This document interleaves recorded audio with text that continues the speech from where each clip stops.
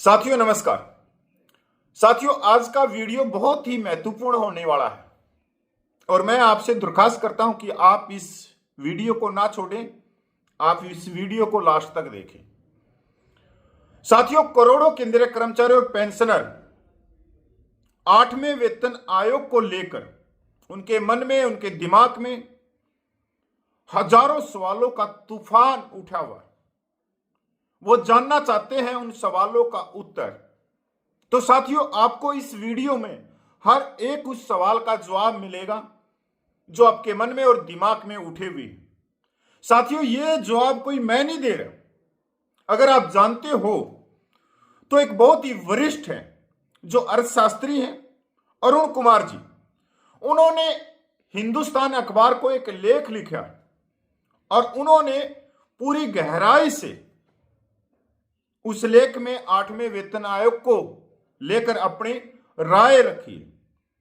साथियों उन्होंने देश की अर्थव्यवस्था को 8वें वेतन आयोग से कर्मचारियों के जीवन पर क्या प्रभाव पड़ेगा, अगर उनका वेतन और पेंशन कम बढ़ता है तो क्या प्रभाव पड़ेगा। उन्होंने दूसरे देशों का हवाला देते हुए कि वहां पर जो वेतन और पेंशन है वो अर्थव्यवस्था के कितने प्रतिशत है। साथियों उन्होंने एक तरह से फिटमेन फैक्टर को भी अपनी राय में कहीं ना कहीं आप उसको समझने का कोशिश करोगे, क्योंकि मैं अभी पूरा आपको वो लेख उनका पढ़ के सुनाऊंगा। तो उन्होंने फिटमेन फैक्टर को भी कहीं ना कहीं दिशा देने की कोशिश करी कि ये हो सकता है। उसके बाद में उन्होंने इसमें भी कहने में कंजूसी नहीं करी है कि सरकार कंजूस है। ये सबसे बड़ी बात है, एक अर्थशास्त्री है और वो अर्थशास्त्री 8वें वेतन आयोग को किस तरह से देख सकता है। देखो साथियों मैं और आप अर्थशास्त्री नहीं, हमारे को ज्यादा ज्ञान नहीं होगा देश की जीडीपी के बारे में, कर्मचारियों के बारे में, दूसरे देशों के कर्मचारियों के बारे में, पर जो दिन रात ये काम करते हैं, जो अर्थशास्त्री हैं, जिनका जीवन ही इसमें खपा हो गया, तो वो उन चीजों को बहुत नजदीकी नजर से देखते।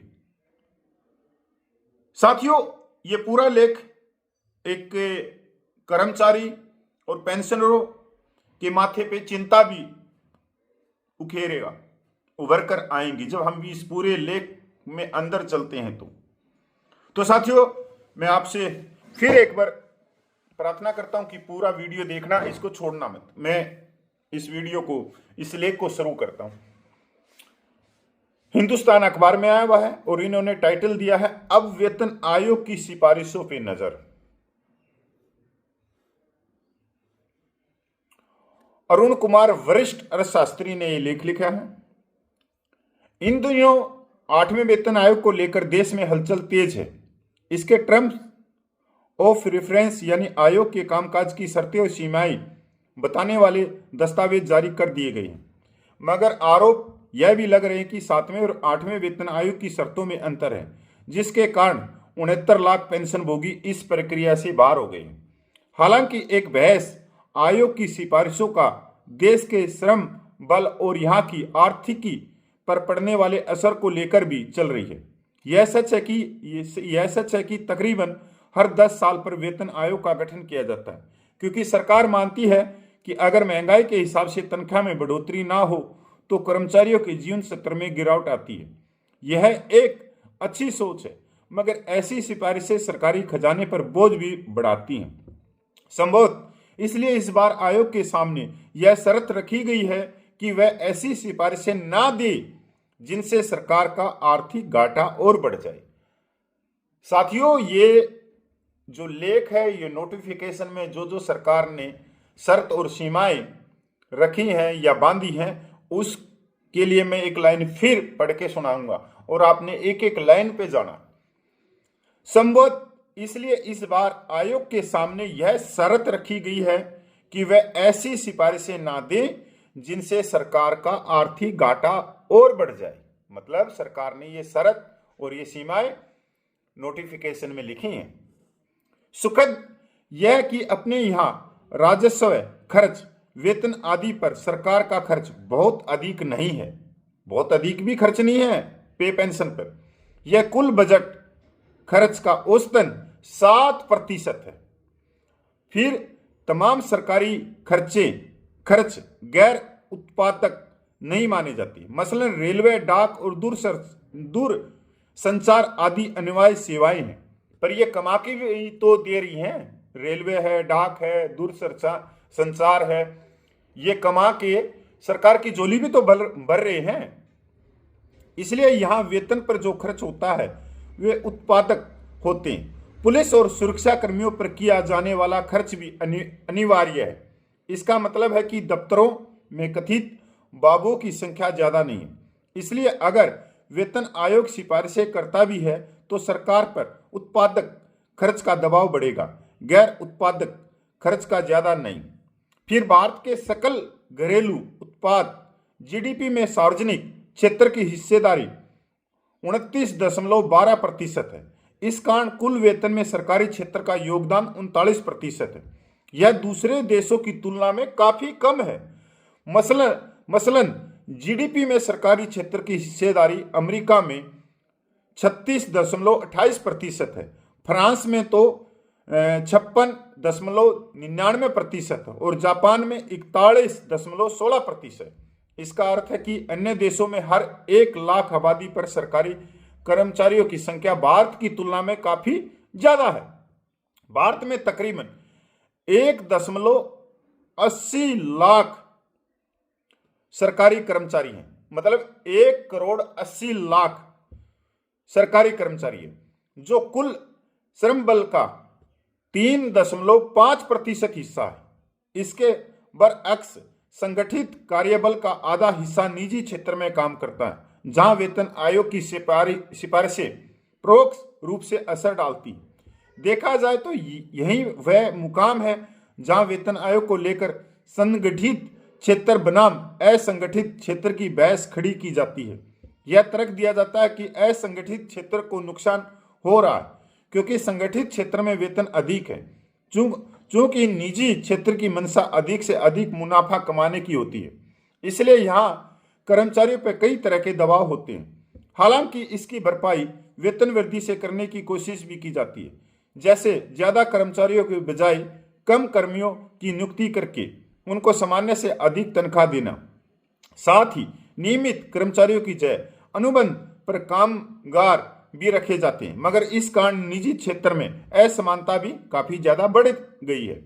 इससे पार पाना बहुत आवश्यक है, जिसके लिए जरूरी है कि हर एक कर्मचारी को कम से कम जीवन गुजारने लायक वेतन मिले। देखो कितनी बड़ी बात कही कि हर एक कर्मचारी को कम से कम जीवन गुजारने लायक वेतन मिले, और यह तब होगा जब उसके पास काम होगा, क्योंकि रोजगार की कमी की वजह से ही असंगठित क्षेत्र के कर्मी अपने लिए बेहतर वेतन की मांग नहीं कर पाते, जबकि सरकारी कर्मियों के पास अपनी मांग पर जोर देने के लिए धरना, हड़ताल जैसे विकल्प होते हैं। वेतन आयोग का एक असर अर्थव्यवस्था पर यह भी होता है कि अचानक उसमें मांग बढ़ जाती है। मुझे याद है वर्ष 2006-07 में छठे वेतन आयोग की सिफारिशें लागू हुई थी। तब शिक्षकों मतलब अध्यापकों को 3-4 लाख रुपए अतिरिक्त मिल गए थे, जिससे उन्होंने कई तरह कार, टीवी आदि की खरीदारी की थी। इसी तरह खरीदारी 8वें वेतन आयोग की सिफारिशों के लागू होने के बाद भी संभव है।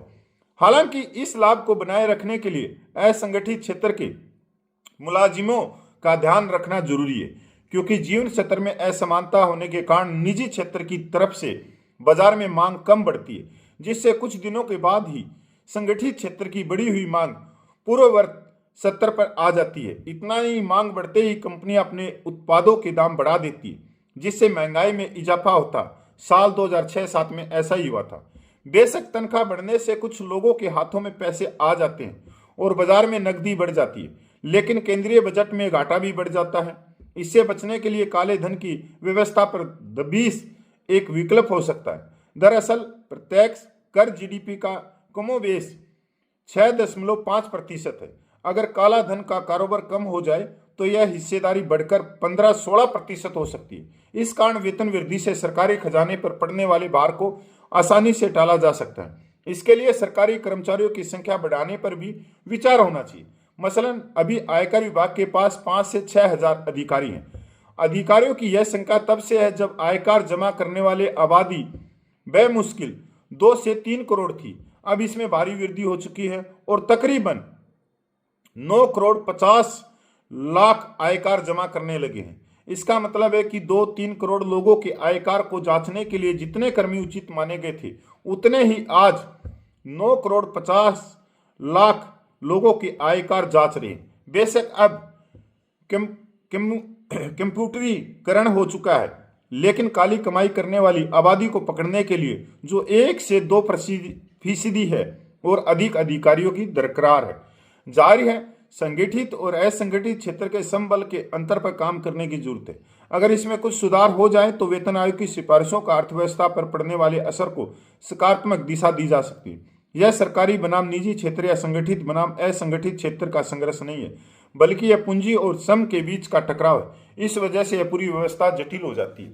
साथियों, इन्होंने बिल्कुल एक तरह से आईना दिखा दिया कि सरकार ने जो नोटिफिकेशन में लिखा है कि साफ सुथरी बातों में कि आपका जो कार्य क्षेत्र है, आपकी जो सीमाएं हैं, वो सरकार की तिजोरी को देखते हुए सिफारिश करनी है। कहीं आप अपनी मर्जी से सिफारिशें कर दें, क्योंकि उस तिजोरी से देश को भी चलाना है। मतलब उनको उनके पैर बांध दिए गए पहले से ही। इन्होंने बिल्कुल एक तरह से आईना दिखाने की कोशिश की, अगर आप इसको समझ जाओ तो। क्योंकि अर्थशास्त्री की भाषा को समझना बहुत जरूरी है, क्योंकि उनके एक एक शब्द में एक तरह से आईना दिखाने का काम होता है। ये साफ ऐसे नहीं है जैसे मैं साफ बोल रहा हूं, नहीं। इन्होंने पूरी चीजें दिखा के ये भी साबित कर दिया कि सरकार ने जो नोटिफिकेशन में जो लाइन डाली है, इसका मतलब सरकार कंजूस है। सरकार तिजोरी के ताले नहीं खोलना चाहती। सरकार जो कर्मचारी हैं, जो पेंशनर हैं, उनके पेंशन में एक मामूली बढ़ोतरी करके अपना पल्ला झाड़ना चाहती है। यहीं पर अलग दिशा नजर आ रही है सरकार की कथनी और करनी में भी साफ साफ आप देख सकते हो उसके नोटिफिकेशन में। साथियों, ये वीडियो इसलिए जरूरी था कि आप समझो कि 8वां वेतन आयोग से कर्मचारियों के जीवन में क्या सुधार आएगा और कर्मचारियों पे क्या प्रभाव पड़ेगा। अगर कम मिला तो क्या प्रभाव पड़ेगा, अगर ज्यादा मिला तो वो खुश हो जाएंगे। और सरकार अर्थव्यवस्था का बहाना बना के, जीडीपी का बहाना बना के, सरकारी तिजोरी का बहाना बना के अपना पल्ला नहीं झाड़ सकती। तो ये एक तरह से सावधान करने का लेख है और बड़ा अच्छा लगा, मैंने 2-3 में पढ़ा। तो साथियों नमस्कार, मैं पूर्व सैनिक कपिल फौजी।